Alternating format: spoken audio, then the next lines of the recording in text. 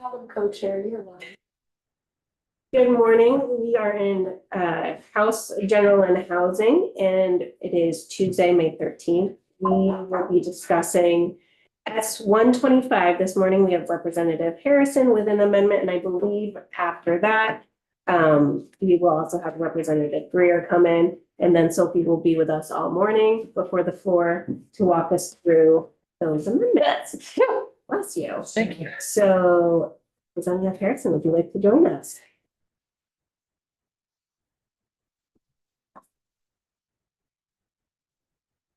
Good morning. Representative Jim Harrison from Chittenden.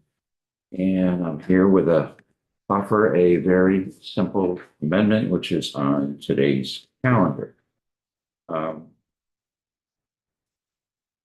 Section 5, as you may know, makes what some people view as a significant change in removing supervisory employees from the list of judiciary employees who have been currently exempt from the bargaining unit.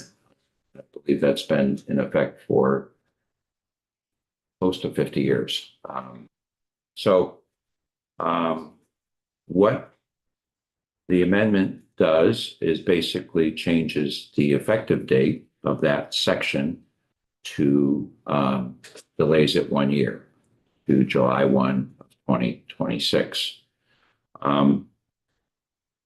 The section, as you folks have written it, stays in the law, it stays in the bill, assuming it's passed. However, if judiciary is able to bring back information or reasons that it should change or be tweaked or something next session, you would have the ability to consider that. You don't have to consider it. And the reality is, more often than not, when dates are in there, they take effect as done. So it's a simple request.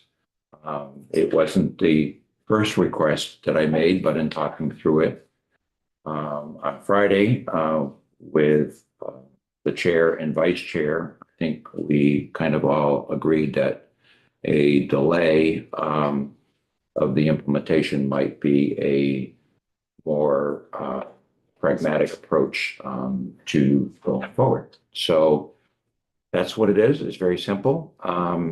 And I'm hoping that you could see your way to support the change just on that one section. It doesn't change anything else in the bill, and it doesn't change that section of the bill. Fantastic. Does anyone have any questions? Emily, who's behind? Hi, Rob Harrison. Good morning. Good morning. Can you talk about your reasoning and intent behind this? That's not what hasn't really been stated Yes. publicly. I can attempt to give you some of the reason. I not serving obviously on this committee, and I don't serve on the Judiciary Committee. But my understanding is that there is a lot of concern among the affected supervisors. Initially, it was thought that it just applied to 4 individuals who didn't want this representation. But now it turns out that maybe it's 24 individuals who, again, have not been asked or approached as to whether or not they would like to be part of a new bargaining unit. So I think, I also, my understanding is at this late date in the session, Judiciary, I believe, has not had the opportunity to testify in the Senate on this provision. And I will plead ignorance. I don't know what version of the bill came over from the Senate, but basically there's a concern. So again, this may not change anything, but it would give all parties concerned an opportunity to have those discussions. And if they came back with a recommendation, you could consider it next year, but you wouldn't have to. Obviously, it would take effect as planned, as the way you have it, if no action was taken next session. Okay, thank you. I will wait for committee discussion to say more. Thanks. Go ahead. Never mind. Great. If there's no more questions for Rep. Harrison, I think we'll have Sophie technically do a walkthrough. I think you did a great job. And then we can listen to Sophie and then have committee discussion.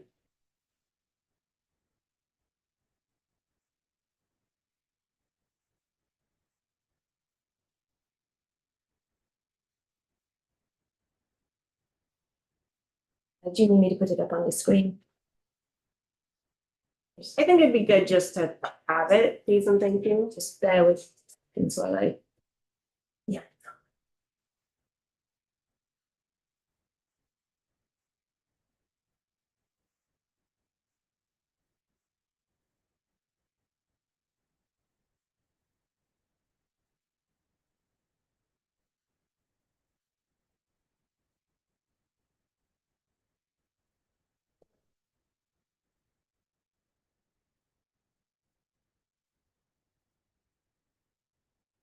See if it works.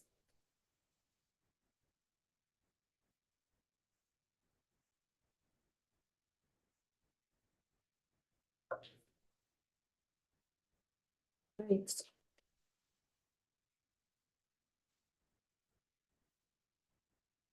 So this is the amendment, so again, not very long.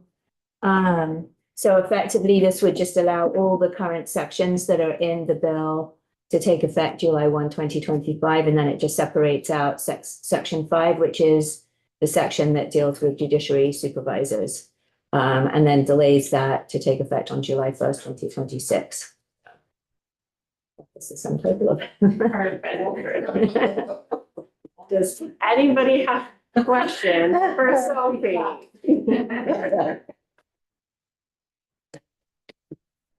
Great. I will then open up the floor to committee discussion. I know, Emily, you had thoughts. Do you want to share them now? Do you want to wait? Elizabeth can go first if she'd like. Oh, thank you. I probably have had too much coffee this morning, so my thoughts are a little bit disjointed, No such thing. but You'll do it. I don't really see any purpose to this amendment, and because we're not imposing any kind of union. The whole point was to hand it over to the what's that? The VLRB. Thank you. I was going to say LAOB. VLRB, and they don't have to form a union. They are just given the option of forming a union, and I don't find that objectionable. The end. Brett Harrison, do you mind if I share some of our conversation on Friday? Not at all. So both the chair and I met with Rep. Harrison about this and the idea that, yes, I think the committee has all talked about and it is really their responsibility. And so originally there was this idea that like, could there be a check back from the VLRB, which then didn't make sense because that's really what their job is anyway, if they wanted to move forward. So this was kind of the compromise that came up. So that I just wanted to give some background on the conversation that happened on Friday. I don't understand what the compromise. I think just in our conversation, it was because we had explained that there's really no check, like the VLRB could issue a report, but then that's really what they would be doing if they were going to be Right. Organizing. So this was kind of the other thought when we had spoken. And I think there was just this idea that I know many of us got several emails from individuals outside of the buildings from constituents. So that's just how this conversation came up and what happened on Friday. So, thank you.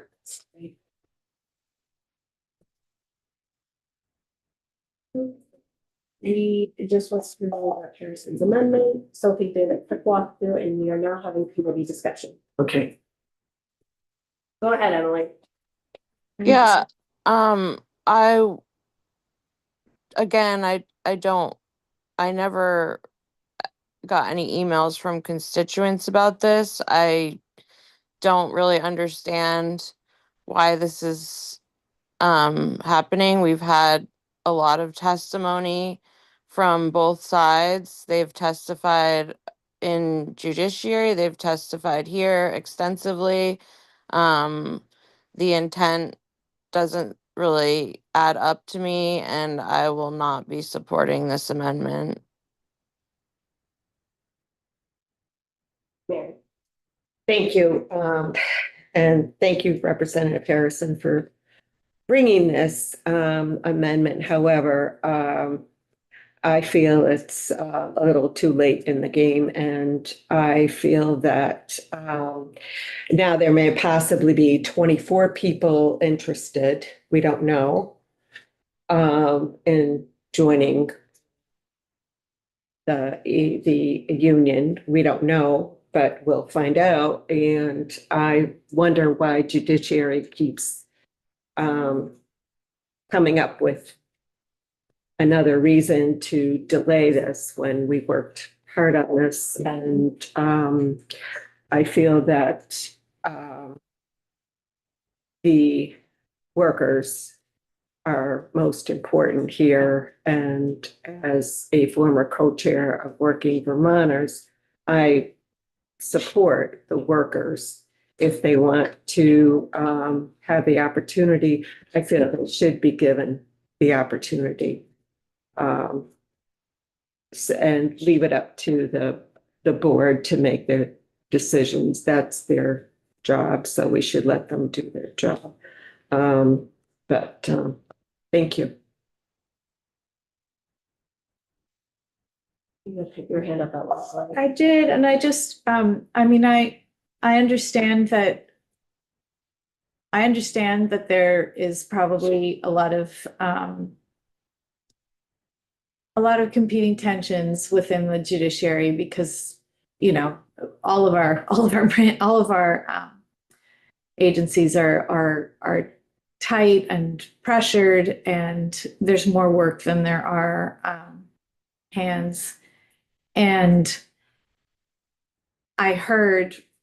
we heard testimony that said, you know, this would be, you know, drive a wedge. But I think that having heard that testimony and then having heard what the process would look like and not knowing what the end result will be if the people who suddenly, you know, who are qualified to vote on this and to be part of the bargaining unit, you know, not knowing one way or another what people will decide and giving them the choice is seems like a better option than to say, you know, we were gonna maybe have that opportunity, but the legislature decided not to do that. Seems a little odd because everything we heard was, you know, this would be a process. And I did also hear that if we delayed, you know, I don't feel that strongly one way or another about delaying, except that apparently it would put the bargaining units at a disadvantage in that they would be off from one another. So that within the judiciary, and so the timing actually does matter, and would put workers at a disadvantage for maybe organizing. So that's a little concerning to me. So, and I'm concerned that I really haven't heard a real reason why not to do this at this time. If it's not a good time to do it now, why will it be a good time to do it later? It just still doesn't, it's still not clear to me. Other thoughts, I've already given my thoughts, which but way? you weren't here. I know. We'll Well, have to go back and watch the tape. oh, come on. Don't leave me in suspense. Give me the 10-second version. Basically the same as Leonora. Did you have any thoughts on this? Well, I want to say a few things. First of all, to be clear to the committee, is that Ashley and I met with Jim. And Jim indicated that he'd like to do something for the judiciary on this, and suggested a report back. And we said that we thought a report back, it would have to come from the Labor Relations Board. It couldn't just come from anybody. And then we met, and Sophie was there, and we talked it over, and we realized the Labor Relations Board would have to sort of hold some sort of pseudo hearing, in which they would just do what they were going to do anyway, which is decide who, if there was a bargaining unit, who in the bargaining unit was a manager and who was a supervisor. So then Jim said, I knew he just wanted to do something to help out, a constituent and the judiciary. And so he came up with this 1-year delay. And I do want, because I assume there wasn't testimony this morning. There was not testimony. Just Jim presented. Jim, okay.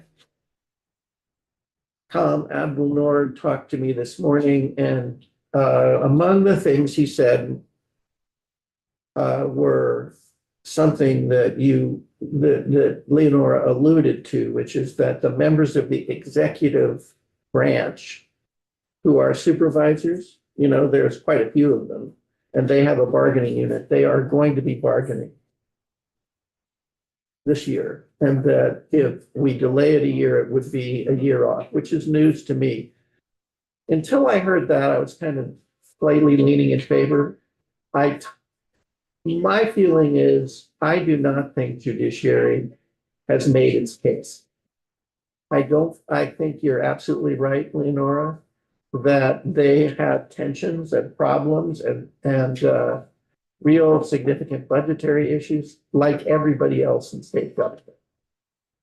I also feel that the conflict of interest is dealt with by a separate bargaining unit, and that I just didn't feel like it should be up to us to decide who's a super. Remember, Terry was very concerned, Terry Corsones was very concerned as the people they denominated manager would suddenly be swept into a union, and they didn't want to be in the union. We've gotten letters from some people saying they don't want to be in the union. And I guess my feeling very strongly is this is a decision that, first of all, no one who doesn't want to be, if they don't want to be in a union and they don't want to organize, they're not going to be in the union. And more importantly, that the people that are best equipped to make the decision as to who is a manager and who is a supervisor is the Vermont Labor Relations Board. The one case that I read was exhaustive. Now I know why they're behind. So I strongly supported our original decision. On the issue of whether it's put off for a year, my first reaction, which I conveyed to Jim, was, all right, I'm not going to change my mind. If they want it really badly, okay. I am now influenced by what I heard, which is it could have actually some real world effect. And thus I'm kind of slightly inclined against. That's my view. Anybody else want to say anything?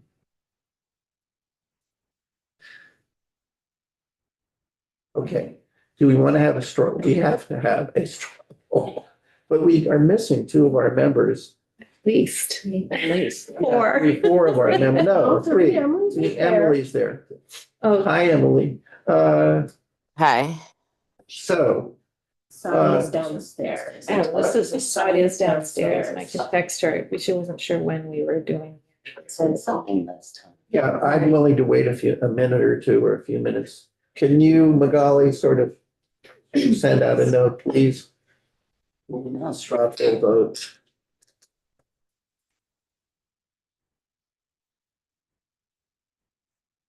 That's it. And then we have 217 is next, right? Nope, we have one What's that? Greer amendment. The Greer amendment. Also on 120. Yeah, okay. Oh, yeah. Oh, and I asked permission, by the way, I asked permission for us to be here rather than on the floor at 10 if necessary. And Jill said that was okay. Can Emily vote? Yes. It's just a straw. It's a straw. Yes, You it's can only vote in And you straw. can vote for, on committee No, but votes. she's used her three votes. I use my 3 regulars, but Regular straws votes, but straw straws votes Yeah. is unlimited. different. Like Okay. official. Why do you have the white card behind your? It's yellow. Oh, Why are we yellow? Except we're not. It's for You Black, are yellow. yes, it's for Black maternal health. Which was in April, not May, because we are in May, but we're celebrating and recognizing it today for You April. wore yellow. What are we recognizing? I didn't hear you. Black maternal health. Oh, Okay, I'm gonna wait Did just you just another wear couple of that? minutes. As like. You just happen to wear that? no, I knew, I Okay. couldn't remember what it was for. How, no, even this amendment would affect the emails that we got from the courts? Okay, the emails we got from the court made several points, right? They were fairly long, fairly similar. One was, I don't want to be in the union. I don't want us to union, and I don't want to be in the union, right?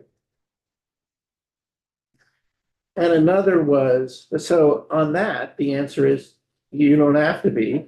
And not only that, the union can't, if a substantial number of people, let's say, who are currently the manager, what are they called? supervisory. No, they're called, court Operations manager. Operations manager. Oh, I mean, by the way, the word manager doesn't make them managers. It's Right. just- Okay, so if, majority of them don't want to do it, then it's not going to happen. So that's part of the answer. Yeah. The other part of the letter kind of repeats the judiciary's concern that it will mess up their organization in some way to have this group of people unionized. And that there'll be conflict of interest. The Vermont Labor Relations Board looks really carefully at the question of whether do the employees have confidential information, financial information? And if they do, they can't be in the union, right? Confidential. Yeah, if it's confidential, Personnel. somebody who has routine access to everybody's salaries, for example, Could be IT. could be IT. Folks, if you've got keys to the kingdom, so to speak, and you have access to everything on the system, some of those folks may also be considered confidential. Yeah. So anybody who's like that. So I think actually the truth is as to whether the employees who are what are they called? Court operations. Court operations managers are management or actually are management or not, and thus excluded. I don't know what they would decide. I mean, the opinion I read went through 10 pages of factual discussion about like who decided the budgets, who decided, they went through all of who decided everything. And they concluded that that particular group were not managers, they were supervisors. So anyway, Joe, we just wanted to wait till you were here before we did a straw. Come on. So I think the answer is to to those letters, my own view is that one, your biggest concern, don't worry, you don't have to become a member. And number two, the issues you're worried about will be decided. Saudia, did you wish to, we were talking, we're about to take a straw poll That's what I on was whether gonna- we should amend whether we should go with Jim Harrison's amendment for a 1-year delay. And I'm wondering if you wish to express a thought. I don't have any strong feelings either way.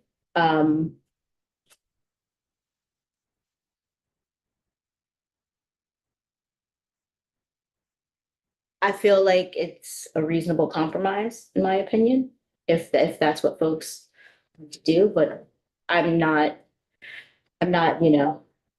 Okay, I'm going to summarize. yeah. Please jump in if you think I'm going to really try to summarize neutrally here, okay? The date. The argument for pushing it out a year would be just to give them more time to get used to it and more time, I think, obviously, to try to regroup and lobby it, okay? The argument against it is that we decided, the reasons we decided are unchanged. There's no reason to delay, and also that it turns out that the employees of the executive branch, remember who, Yeah. where the supervisors are a bargaining unit, Mhm. they are about this year to start negotiations over their salary. And so if they push it back, Then this little group would be out of phase and they wouldn't be able to participate. Okay. So those are the arguments. okay, Okay. okay, thank you. So Have never, have I been adequate, guys? Anybody want to add anything? Okay, I think we should take a straw poll. Okay, all those in favor of the amendment, please raise your hands. One is in favor, one. All those opposed to the amendment, please raise your hand. So it's 1, 2, 3, 4, 5, 6, 7, Emily? Emily's raising. 8. I don't think she, I thought she thought. this was- It's a straw poll. You can vote on the straw poll. Yeah, You can vote. did I count wrong? Wait, Debbie, where are you? Or don't count me, I don't care. Oh, no, 1, 2, 3, 4, 1, 2, 3, 4, 5, 6, 7, 8. 1, 1. Okay. Yeah. All right, thank you.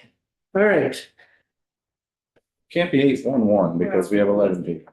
Well, I don't know, if on a straw poll, is Debbie allowed to? No, that's not allowed. Jesse's neutral. It's not for this, not for this. Oh, yeah, Yeah, you have, I'll vote for the amendment. What? I'll vote for the amendment.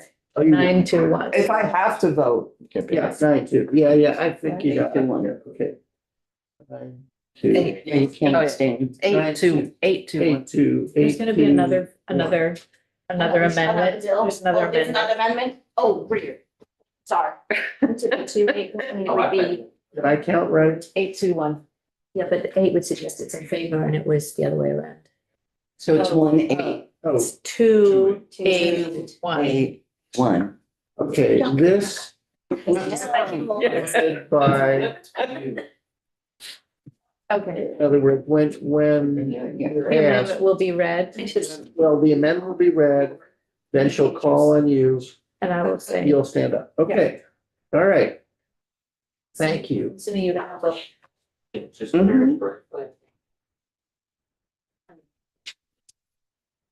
All right, Rep Greer. You can come join us, please, thank you. Wow, well, this has been a very hectic morning. Thank you for having me again on this topic. So I guess I can just put it out there on the record. I just found out, not even 5 minutes ago, that's why I was running late, that this amendment is not germane to this bill from the House Clerk's office. So I don't know how you guys would like to pursue with that. I'm willing to withdraw it at this moment in time since it's not germane. I wouldn't want to put it through an extensive process for it just to be unrelated to the bill. I want to understand more why it's not related to the bill, but we don't have to take up the committee's time since it's not germane. I Go ahead, please. I think I can share why this happened and where we got, because Okay. I'm at least talking about section 2 of your amendment, which is the accrued vacation. So originally, you had a bill on our wall. Please forgive me because I cannot remember what number. 95. 295 was on our wall. And then we were hearing that the same language, if not almost the same language, is in the Senate bill, and then the omnibus labor bill, which is S-125. It sounds like the bill saw a lot of changes, came out very differently in the Senate. And then I'm gonna be really honest for myself, because you and I have discussed this. Completely forgot about this language and having the walkthrough and because I know when we had talked, we were expecting it to come through the Senate. Until about last night, when I saw that you had an amendment. So I apologize, that one completely went off my radar. But I think that's kind of where, and I am not Betsy Ann, God bless, she knows all of it, and I could not tell you why it's not germane. But that's why it was not, but I do apologize. No. And I know that you guys, we took testimony on it, what feels like forever ago. But I do remember the version of the bill that you had pointed me to, Mr. Chair, in the Senate had H-295 in it as it was being drafted. And then when I looked at S-125 at the end of last week, I noticed that it had been taken out or had just gotten lost along the way. And that's why I said, let's try and put it back in. So that's why I'm confused, at least from the clerk's office saying that it's not germane. But since it's not at this moment in time, I'm happy to withdraw it and we can revisit it. I think, well, first of all, of course, Betsy Ann's ruling is definitive. And I'll just say for myself, I think there was a good bit of support on the committee for looking at this issue.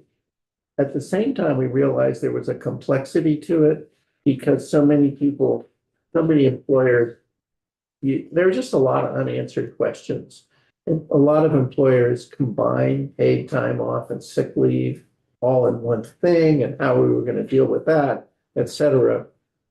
I'm not saying there's unanimous opinion, but it was, so I think it's fair to say that this issue isn't dead in the committee. It's just gonna be a next session issue. Yeah. And I think if you're willing to withdraw it, we don't have to vote on it. Okay, yeah.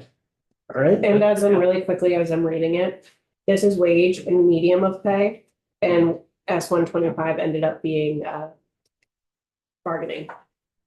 Okay. So they're two different things. That's why it would be not. Even that little bit of a. All right, well, thank you guys so much. I'll go get that ready for the floor, so you guys don't have to do a straw poll. There we go. Thank you. Thank you. Now. S-117 is on the floor for third reading, is that right? Third reading, and we are now going to have Sophie, I think, do a walkthrough, and the reporter of the bill, is here in case we have questions.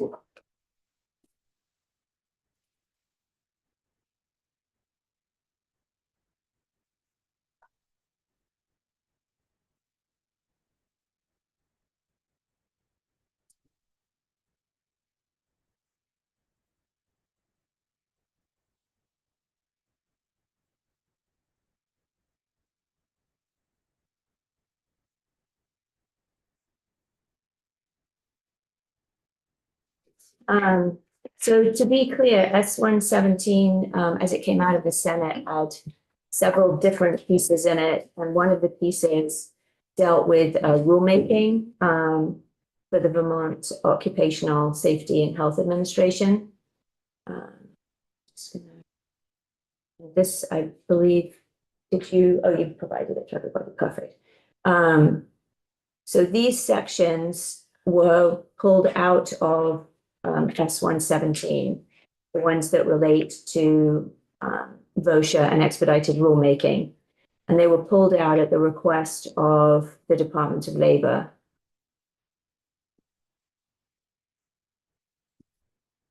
Is that okay if I share?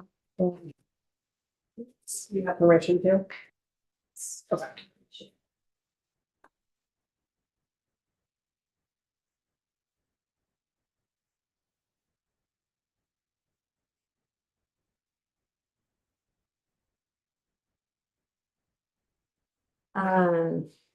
So these were put, so the reason that these were in here was that currently Vermont A is. little bigger. Yeah.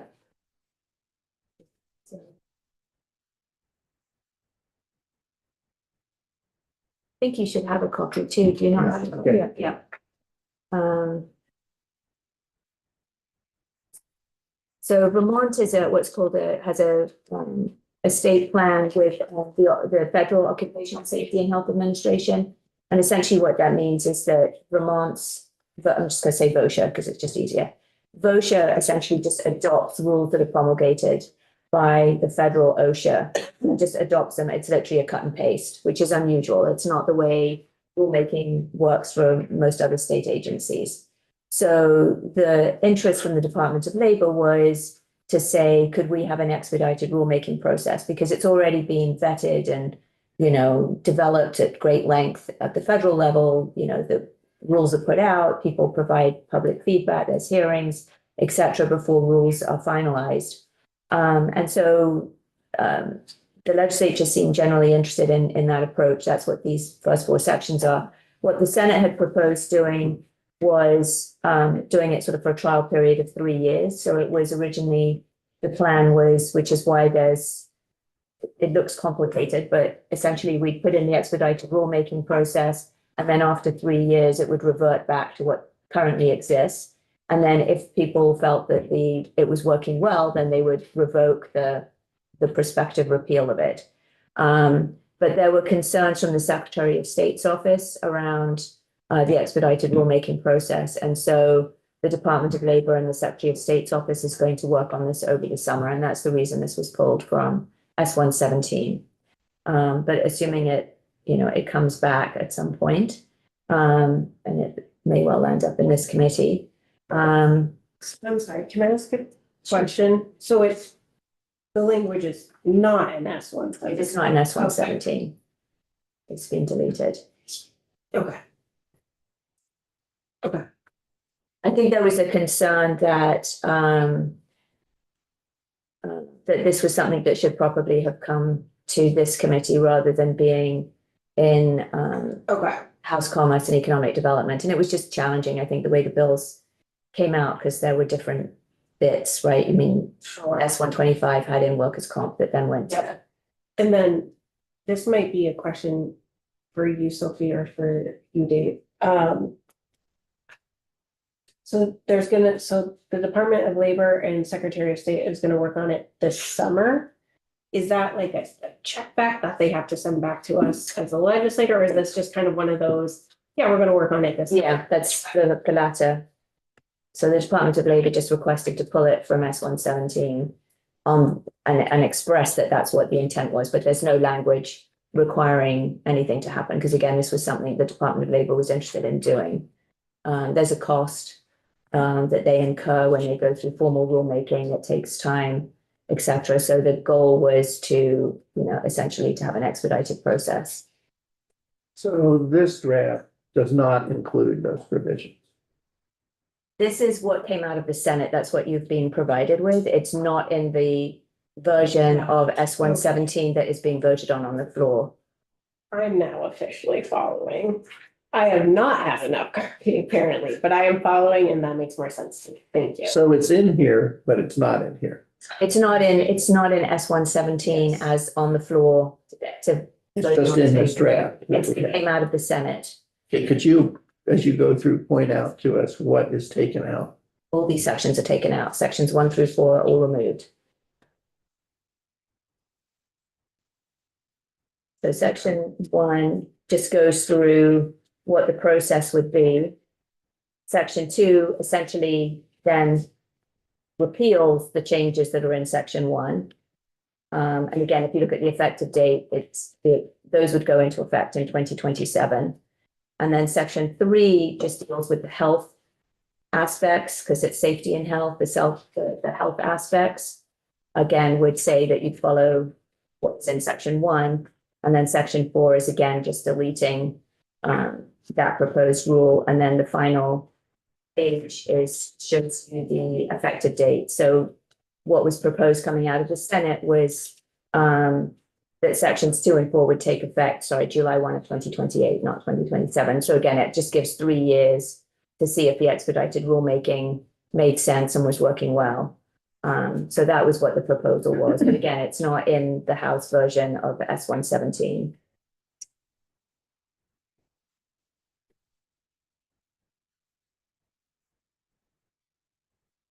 Can I ask another question? Sure. Please. Section 5. Which, It's at the end. That's what's left, right? yeah, that's what's left, 5 and 6. is the unpaid. Investigation of unpaid wages, or what sort of unpaid wages, That's wage theft, when someone's not paid the full amount that they should be paid. us? Sorry. No, that was also, it was in 117 that went to House Commerce and Economic Development. Not that House Commerce doesn't do a wonderful job, and you talk about so much, it's just more of a. So, I mean, I think that maybe it's just helpful to understand that what 117 was really a list of corrections, technical corrections that the Department of Labor was seeking. Okay. And so this was that's how 117 came to be, was it came from the Department of Labor. These are technical corrections we're looking for. And so that's why they were all in that one bill. The workers' comp piece that was in the S-125 was a separate issue that came from the plaintiff's bar around workers' compensation. That's why it landed up in the sort of omnibus bill coming out of Senate Economic Development. I'm not following. Yeah, it truly is just a. And again, this was just a technical correction on section 5 is simply just, instead of it being discretionary for the commissioner, where someone's willfully withheld wages, to say they may, charge them a penalty amount, it's like they shall. And then making clear, which is the current practice, but the claimant, the individual whose wages were unpaid, would recover at least 1/2 of the penalty that's charged by the Department of Labor. So I think this was a committee jurisdictional issue rather than something that's in the current bill. What happened to sections 7 through 21? I said long bill, I didn't give you all the reasons. Then my understanding was you just wanted to know the VOSHA bit, but the other pieces are in the calendar for today, or they would have been, I don't know if it's all reprinted. It was when did the second reading last week. It was all spelled out. Okay, thank you. Mr. Chair, I do have a copy that has those, if you would like me to run through those quickly. It's up to the committee. And a lot of them are a lot of them were to do with the unemployment compensation system. They're having a new technology coming in. So there were I think there were 8 sections that were just about enabling the department, if claimants and employers chose to be able to get notices and determinations electronically. There was moving some dates around the implementation of the system, because it was originally scheduled for this summer and moving it to next summer. There was another unemployment compensation piece that was related to successor businesses. So it was very much squarely unemployment was pretty much most of the rest of it. I'm all set. County committee, our committee members feel like, as a drive-by, first of all, we don't have to take a straw poll. You can just receive the information. Do people feel, and as I said earlier, clearly a conversation with the chair of Commerce and our committee and the leadership is in order to try to figure out a little clearer sense of jurisdiction, because we have had duplications and other problems. Not major problems, but some, despite the fact that Commerce is nearly as brilliant as you are. You had a comment. I do. I don't feel the need to take a straw poll on this. I appreciate receiving the information. There's definitely questions that I will be bugging Sophie about later in regards to some of the conversations we've already had in this committee. But I do not feel strongly that we need to take a straw poll. Members of the committee, is everybody okay with the information we've received? Yes. Well, then I appreciate you addressing this. You mean the issue of the bill? You mean the bill or the issue of like jurisdiction? The just jurisdictional issue. Yeah, I think it could use a little straightening out, yeah. In that case, thank you very much, Sophie. Thank you for coming. Appreciate your sitting through this. And any final questions? We remember we have a tour. I'm gonna take it. Please. I just emailed you all. We'll be meeting here at 2 p.m. For an introduction and an overview of the tour, and then we'll split into walking groups and driving groups. Angie Harvin will be leading for the most of the tour, and then Gus Seelig and Polly Major will join in. But all that information is just sent you. Angie Harbin is the director of Down Street Housing in Barry, and excellent, just an excellent person. Are there stairs? I believe there will be some stairs, but generally we're going to only be in sort of the lobby areas, which are ADA accessible as the apartments are. I've done some of this in the past. The only one, do you know what we're going to be visiting? Yes. If we visit the transit center, there's elevators, I believe, because it's new. Mhm. And I don't remember going inside. I don't remember stairs otherwise. I'm not sure. And how are we doing the driving part? So you get in the vehicle. Yeah. When we need it to. We're gonna divide up into